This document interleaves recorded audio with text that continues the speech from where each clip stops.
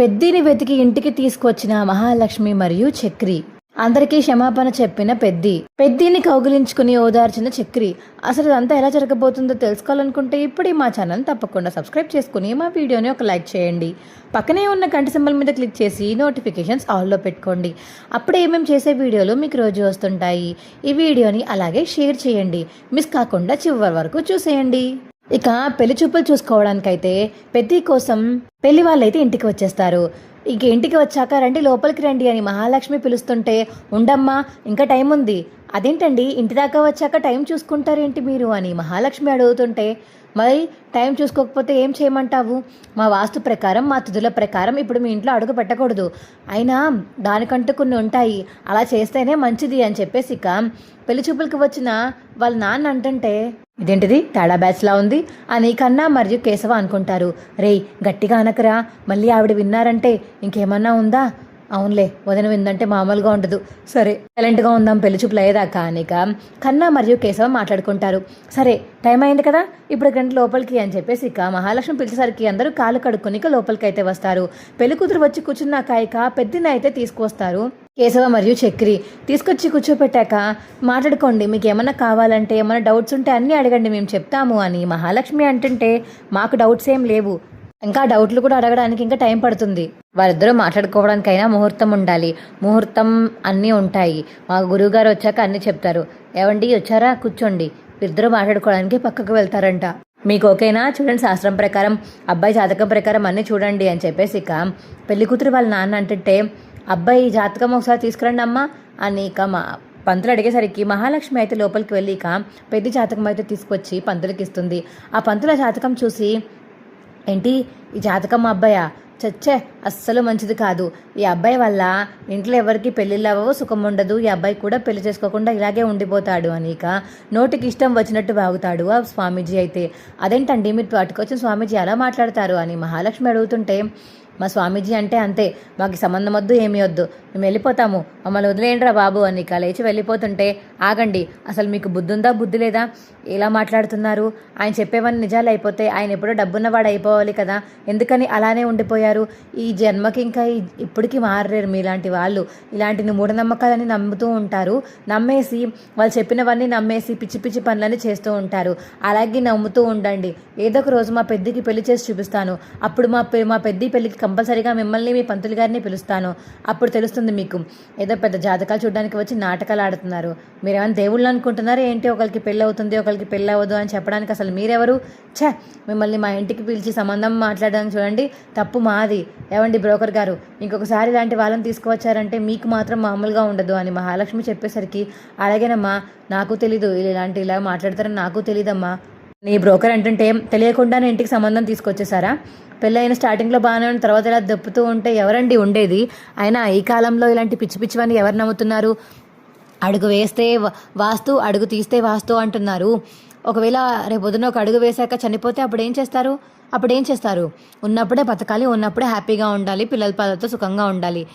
మీకు ఇష్టం లేకపోతే మానేయండి, అంతేకాని మా పెద్ద జాతకంలో అవి ఉన్నాయి ఇవి ఉన్నాయి నాటకాలు ఆడకండి అని మహాలక్ష్మి చెప్పేసరికి, ఏంటమ్మా ఎక్కువ మాట్లాడుతున్నావేంటి ఊరుకుంటే అని ఇక పెళ్ళికొడుకు వాళ్ళ నాన్న మహాలక్ష్మి దగ్గరికి వస్తుంటే, అప్పుడు చక్కెర వెళ్ళి, ఏంటి పోన్లే పాపం అని ఇప్పటిదాకా ఊరుకున్నాను, మా ఆవిడ ఏదో మీకు చెప్తుంది కదా అని సైలెంట్గా ఉంటే, ఏంటి మళ్ళీ మా ఆవిడ మీదకి రెచ్చగొట్టుకుంటూ వస్తున్నారు, మర్యాద దక్క చెప్తున్నాను మీకు ఇంకోసారి ఇలాంటి పిచ్చి పనులు చేశారంటే అని చక్కెర కేశవ గట్టిగా చెప్పేసరికి ఇక పెళ్ళికొడుకు ఇంక చూసుకుని పెళ్లి కూతురు వాళ్ళైతే పక్క నుంచి వెళ్ళిపోతారు.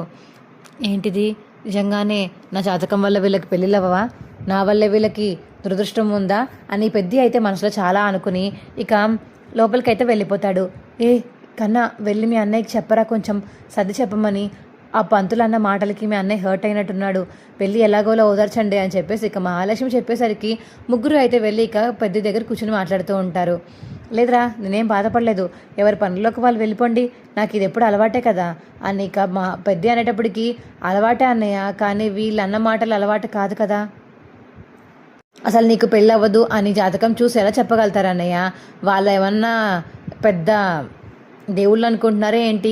ఫ్యూచర్ ఎలా ఉంటుందో వీళ్ళు చెప్పేయడానికి, వాళ్ళ ఫ్యూచర్ ఏంటో వాళ్ళకే తెలీదు, అలాంటిది నీ ఫ్యూచర్ గురించి ఎలా మాట్లాడతారు అన్నయ్య?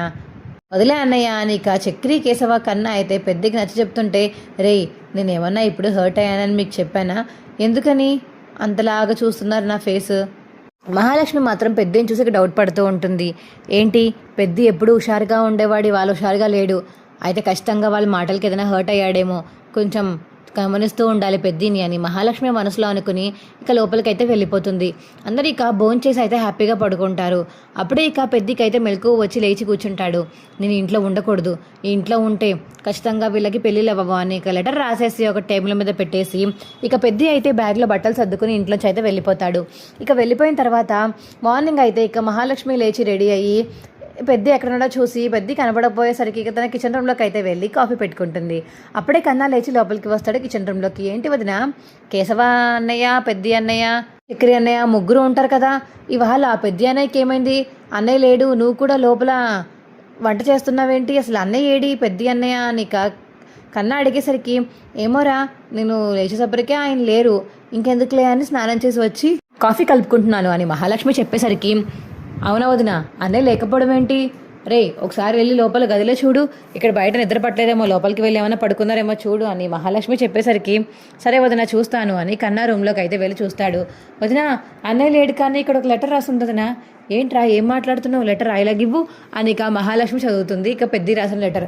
అప్పుడే కేశవ చక్రి కన్నా కూడా మహాలక్ష్మి దగ్గర నుంచి పేపర్ చదువుతారు.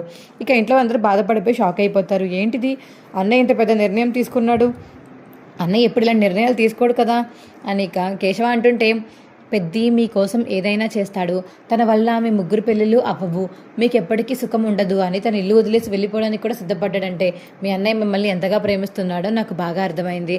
మీరు వెళ్ళి ఎక్కడన్నా సరే ముందు పెద్దిని వెతికి తీసుకురండి, మీరు చెప్పాలా వదిన, మేము ముందే వెళ్తాము అని ఇక కన్నా మరియు కేశవ ఒక పక్క నుంచి ఇంకో పక్కన మహాలక్ష్మి చక్రి ఒక పక్కకి వెళ్ళి వెతుకుతూ ఉంటారు. ఇక పెద్దిని ఏంటి ఎక్కడికి బయలుదేరుతున్నారు పరిగెత్తుకుంటూ అని ఇక నారాయణ అడిగేసరికి, అన్నయ్య ఇండ్లు వదిలి వెళ్ళిపోయాడు, బయటే పడుకున్నావు, బ్యాగ్ సర్దుకుని వెళ్ళిపోయినప్పుడు కూడా బట్టలు లేనప్పుడు కూడా చూడలేదా నువ్వు అని కన్నా చెప్పేసరికి, ఏం మాట్లాడుతున్నావురా?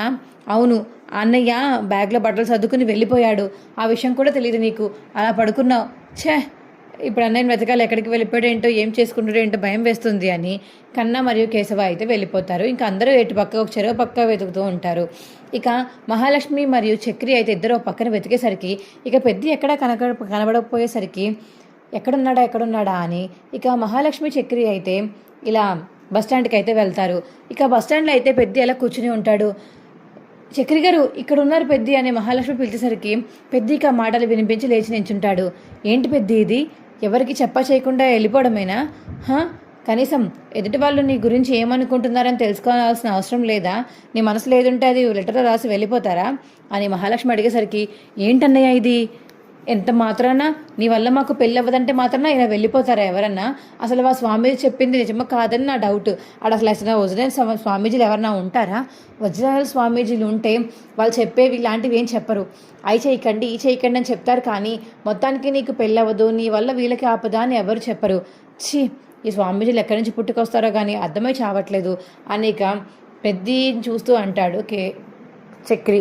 ఇక చక్రి అనేసి పరిగెత్తుకుంటూ వెళ్ళి పెద్దినైతే హక్ చేసుకుంటాడు. అన్నయ్య ఎందుకన్నయ్య ఇలా చేసావు, ఇంకెప్పుడు ఇలాంటి పనులు చేయకు, నువ్వు లెటర్ రాసి వెళ్ళిపోయావని తెలియగానే మాకు అసలు చేతులు కాళ్ళు ఆడలేదు, ఎక్కడికి వెళ్ళిపోయి ఉంటావు, ఏమైపోయి ఉంటావు, చాలా టెన్షన్ పడ్డాం మేము నలుగురం, నాన్నతో సహా మొత్తం 5గురం మొత్తం టెన్షన్ పడ్డాం, ఎందుకు అన్నయ్య నువ్వు ఇలా చేస్తావు, 10 వెళ్ళిపోదాము అని ఇక చక్కెర చెప్పేటప్పటికి, అది కాదురా అని పెద్ది అంటాడు. ఏంటి అది కాదు ఇది కాదు, 10 వెళ్దాము అని ఇక చక్రిని మహాలక్ష్మి పెద్దని ఇంటికి తీసుకువెళ్ళిపోయి ఇక కేశవాకి కన్నాకి ఫోన్ చేస్తారు. ఇక ఇంటికి తీసుకొచ్చాం, దొరికారు బస్టాండ్లో, రండి ఇంటికి వచ్చేయండి అని మహాలక్ష్మి చెప్పేసరికి, అవునా దొరికాడు అన్నయ్య, సరే వస్తున్నాం వదిన అని ఫోన్ కట్ చేస్తాడు కన్నా. ఏమైందిరా అని కేశవ అడిగేసరికి, అన్నయ్య దొరికేశారంట, 10 వెళ్దాము. అవునా అని ఇక చాలా హ్యాపీగా ఇంటికి వస్తారు. ఇంకో పక్క నుంచి నారాయణకు కూడా తెలుస్తుంది పెద్ద ఇంటికి వచ్చాడని. ఇక పెద్ద ఇంటికి రావడంతో అందరు ఇంటికైతే వచ్చేస్తారు. ఏరా అన్నయ్య, మేము ఎప్పుడైనా చెప్పామా నువ్వు మాకు అడ్డంగా ఉన్నావు, నీ వల్ల మాకు పెళ్ళిళ్ళు అవ్వడం లేదని ఏనాడన్నా మీకు చెప్పానా? లేదు కదా, ఎందుకని నిర్ణయం తీసుకున్నావు అసలు నువ్వు అని కేశవ మరియు అడగడంతో చక్కెర కూడా అడగడంతో, అది కాదురా అంటే నీకు అర్థం కావట్లేదు, నా వల్ల మీ పెళ్ళి అవ్వదంటే నాకే కదరా బాధ, నా వల్ల మీరు సుఖంగా లేరంటే అడ్డంగా ఉన్నట్టే కదా, చిన్నప్పటి నుంచి మిమ్మల్ని చూసుకోవడానికి ఎవరు లేరని నేను నేర్చుకున్నాను. కానీ ఇప్పుడు నా వల్లే మీకు ఏమీ ఉండవు ఫ్యూచర్లో అని తెలిసాక నేను ఎలా రా మిమ్మల్ని రిస్క్లో పడేసి నేను అలా ఉండేది. అందుకని ఇల్లు వదిలి వెళ్ళిపోతే మీ ఇంట్లో అప్పుడు మంచి మంచి మంచి పెళ్ళిళ్ళు ఫెస్టివల్స్ జరుగుతాయి కదా అని అందుకే వెళ్ళిపోయాను రా అని ఇక పెద్ద చెప్పడంతో ఏంటన్నయ్య మాటలు అని ఇక చక్రి కన్నా కేశవ పెద్దిని అయితే హక్ చేసుకుంటారు. ఇక మహాలక్ష్మి అయితే బాధపడుతూ ఉంటుంది. చాలా వాళ్ళని చూసి ఇక ఆనందపడుతుంది. మా వీడియో మీకు ఎలా అనిపించిందో కింద కామెంట్ సెక్షన్లో తెలియచేయండి. మా వీడియో కనుక నచ్చితే మా వీడియోని లైక్ చేసి తప్పకుండా మా ఛానల్ సబ్స్క్రైబ్ చేసుకుని పక్కనే ఉన్న గంట సింబల్ మీద క్లిక్ చేసి నోటిఫికేషన్స్ ఆల్లో పెట్టుకోండి. అప్పుడే మేము చేసే వీడియోలు మీకు రోజు వస్తుంటాయి. ఈ వీడియోని చివరి వరకు మిస్ కాకుండా చూసినందుకు చాలా చాలా ధన్యవాదములు. Bye friends.